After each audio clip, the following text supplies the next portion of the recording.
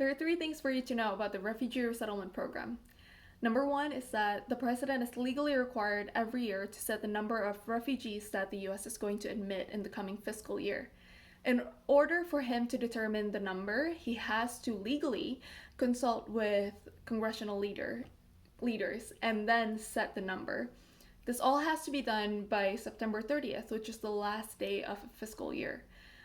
Number two, a failure to meet this deadline means that the refugee resettlement program will be shut down.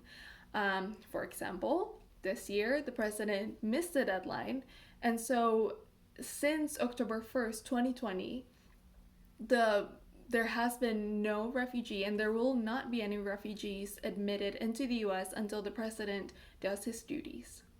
The third one is that in the past 4 decades, the US has historically been admitting 95,000 refugees each year on average.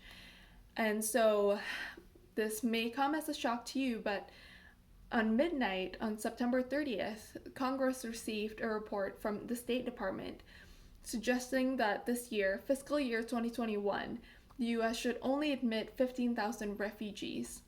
This is a significant drop from the historic average of 95,000 refugees. But also, it is abhorrent because we are currently living in the middle of the worst displacement crisis in the world in history. And so I would like to strongly urge you to tell your Congress members to protect the refugee resettlement program and to hold the administration accountable to not only do what is legally required of them, but also do what is human of them and promote for a robust refugee resettlement.